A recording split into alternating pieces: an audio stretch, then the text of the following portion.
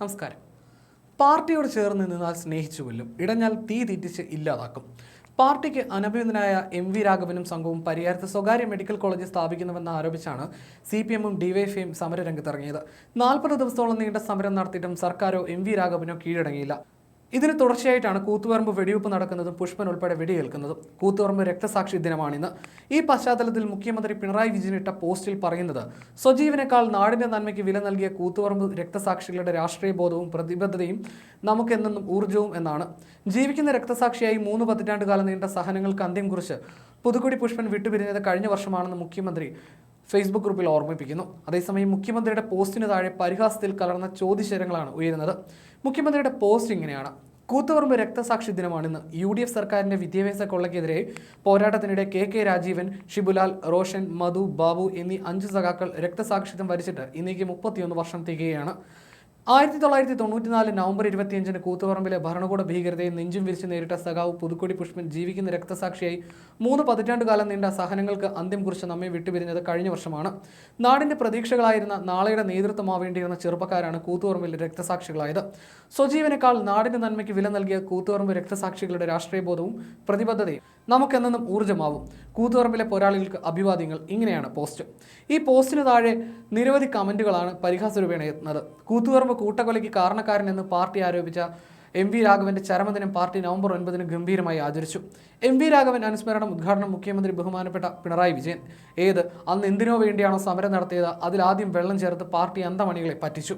അന്ന് ആർക്കെതിരെയായിരുന്നോ സമരം ചെയ്തത്, അങ്ങേരെ മകനെ വരെ കൂടെ കൂട്ടി പാർട്ടി അന്തമണികളെ പറ്റിച്ചു. എന്തിന് അന്ന് വെടിവെച്ച പോലീസുകാരനും വെടിവെക്കാൻ ഉത്തരവിട്ട പോലീസുകാരനും കൈ നിറയെ കൊടുത്ത് പാർട്ടി അന്തങ്ങളെ പറ്റിച്ചുകൊണ്ടേയിരുന്നു. എന്നിട്ട് പറയുന്നു കൂത്തുപറമ്പ് രക്തസാക്ഷികൾ ചിന്താവെന്ന്. രാവിലെ MVR അനുസ്മരണം, ഉച്ചയ്ക്ക് കൂത്തുപറമ്പ് രക്തസാക്ഷി ദിനാചരണം, വൈകിട്ട് റവാഡയുടെ പോലീസിന് രക്തഹാരം. ഇരകളും വേട്ടക്കാരനും ഒരുപോലെ മഹോന്നതരാകുന്ന അസുലഭ നിമിഷം. ഇങ്ങനെ ഒരാൾ കുറിച്ചപ്പോൾ ഇതാണ് സോഷ്യൽ എഞ്ചിനീയറിംഗ് എന്നായിരുന്നു മറ്റൊരാളുടെ മറുപടി. സ്വാശ്രയ കോളേജിനെതിരായി സമരം ചെയ്യുകയും സ്വന്തം മക്കളെ സ്വാശ്രയ കോളേജിൽ പഠിപ്പിക്കുകയും ചെയ്ത CPM നേതാക്കളെയും ചിലർ ചോദ്യം ചെയ്യുന്നു. എന്നിട്ട് സ്വന്തം മകളെ അമൃത ഇൻസ്റ്റിറ്റ്യൂട്ടിൽ പഠിപ്പിച്ച് വിജിൻ സാർ മാതൃകയായി. സ്വന്തം മോളെ ഇതിലൊന്നും വിടാതെ പൊന്നുപോലെ കാത്ത സഖാവിന് അഭിവാദ്യങ്ങൾ. സ്വന്തം മകളെ സ്വാശ്രയ കോളേജിൽ പഠിക്കാൻ വിട്ടിട്ട് കുട്ടി സഖാക്കളെ തോക്കിന് മുന്നിലേക്ക് തള്ളിവിട്ട് കൊലയ്ക്ക് കൊടുത്തു. ഇന്നത്തെ DGP ആരാണെന്നും ചോദിക്കുന്നു മറ്റു ചിലർ.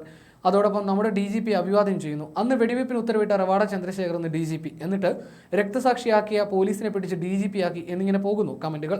സംസ്ഥാന പോലീസ് മേധാവിയായി റവാഡ ചന്ദ്രശേഖരനെ നിയമിച്ചതിനെ ചൊല്ലി വിവാദമുണ്ടായിരുന്നു. 1994-ൽ 5 DYFI പ്രവർത്തകരുടെ മരണത്തിന് കാരണമായ കൂത്തുപറമ്പ് വെടിവെപ്പ് കേസുമായി ബന്ധമുണ്ടായിരുന്ന ഉദ്യോഗസ്ഥനാണ് ചന്ദ്രശേഖർ എന്നതിനാലായിരുന്നു പ്രധാനമായും പ്രതിഷേധമുയർന്നത്.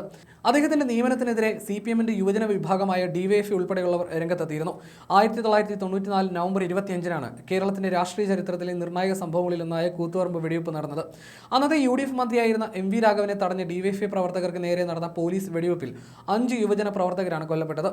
ഈ സംഭവം നടക്കുന്ന സമയത്ത് റവാഡ ചന്ദ്രശേഖർ കണ്ണൂർ ജില്ലയിലെ തലശ്ശേരി അസിസ്റ്റന്റ് പോലീസ് സൂപ്രണ്ടായി ചുമതലയേറ്റ് 2 ദിവസം മാത്രമേ ആയിരുന്നുള്ളൂ. കേസിൽ അദ്ദേഹത്തെയും പ്രതി ചേർത്തിരുന്നുവെങ്കിലും justice K. Padmanabhan Nair commission റിപ്പോർട്ടിലും തുടർന്നുള്ള കോടതി നടപടികളിലും അദ്ദേഹത്തിന് ക്ലീൻ ചിറ്റ് ലഭിക്കുകയായിരുന്നു.